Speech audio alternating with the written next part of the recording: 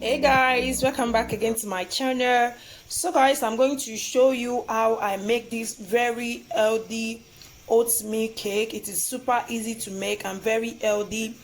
It is suitable for kids and adults. I'm going to introduce you all to the ingredients. So I have here 300 gram of oats. I also have 2 eggs, baking powder, cinnamon, honey, milk. This is coconut oil.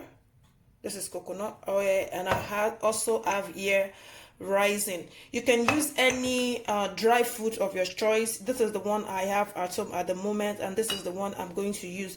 So the measurements and list of all the ingredients will be in the description box. We are going to mix all the dry ingredients together. So I have here my baking powder, my cinnamon,